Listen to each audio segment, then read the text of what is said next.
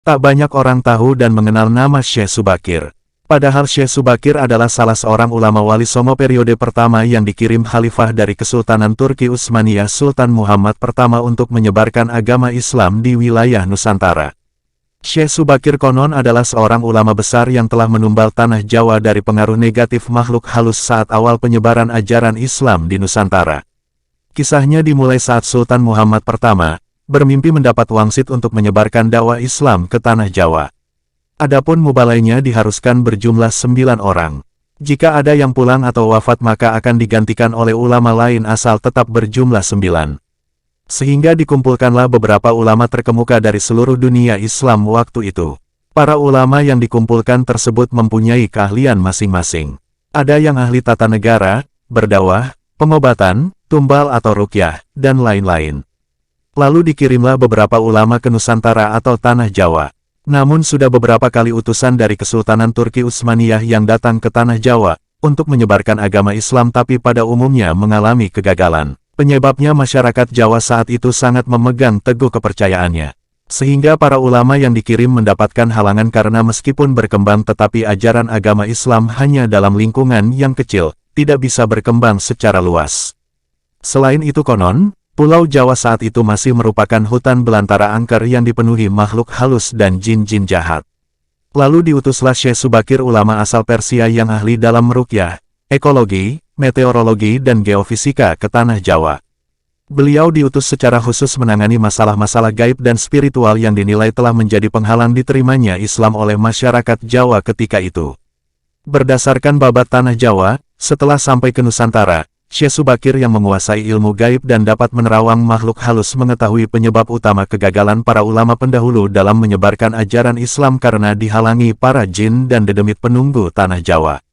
Para jin, dedemit dan lelembut tersebut bisa merubah wujud menjadi ombak besar yang mampu menenggelamkan kapal berikut penumpangnya dan menjadi angin puting beliung yang mampu memporak-porandakan apa saja yang berada di depannya.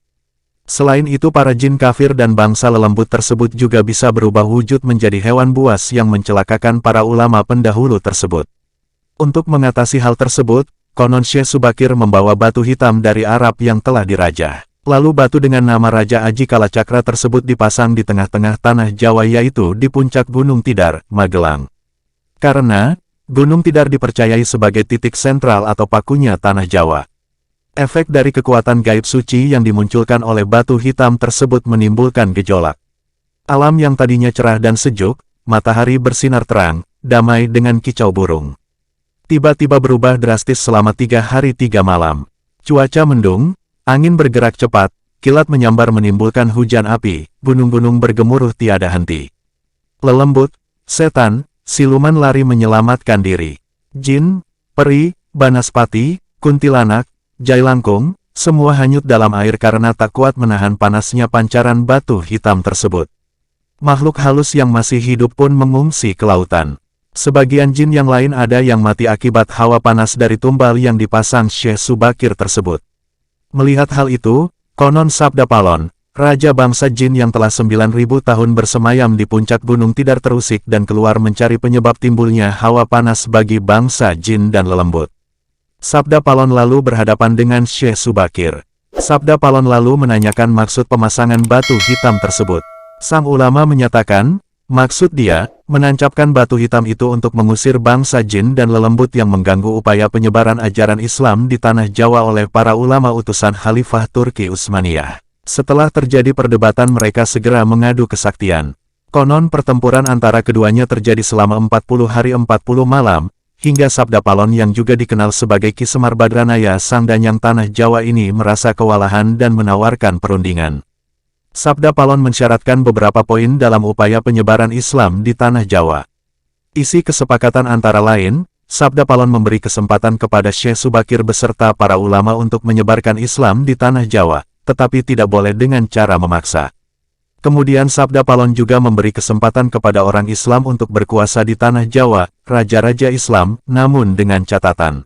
Para raja Islam itu silahkan berkuasa, namun jangan sampai meninggalkan adat istiadat dan budaya yang ada.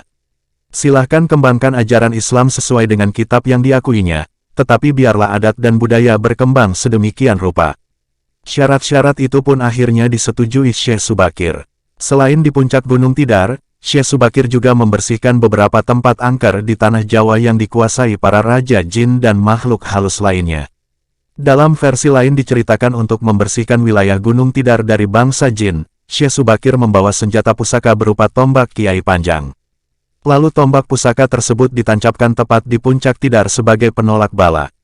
Dan benar, tombak sakti itu menciptakan hawa panas yang bukan main bagi para lelembut dan bangsa jin yang berdiam di Gunung Tidar.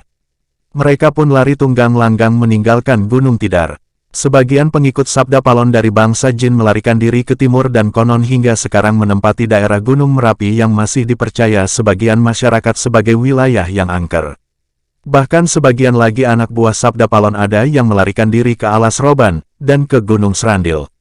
Tombak itu sekarang masih dijaga oleh masyarakat dan ditempatkan di puncak Gunung Tidar dengan nama makam tombak Kiai Panjang.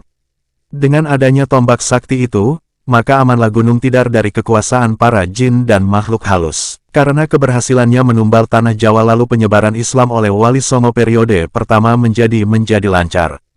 Nama Syekh Subakir lalu menjadi sangat terkenal dan dikagumi di kalangan para pendekar, penganut ilmu gaib dan kanuragan, bangsawan serta masyarakat di tanah Jawa ketika itu. Sehingga mereka terkesan mendewakan sang ulama asal Persia tersebut. Akhirnya, untuk melepaskan kefanatikan masyarakat terhadap Syekh Subakir dan untuk menjaga akidah umat Islam, maka pada tahun 1462 Masehi, Syekh Subakir pulang ke Persia, Iran. Ini dimaksudkan agar kefanatikan tersebut runtuh, dan masyarakat kembali kepada tauhid yang benar. Selain itu tugas utama Syekh Subakir untuk membersihkan tanah Jawa dari pengaruh negatif makhluk halus telah selesai.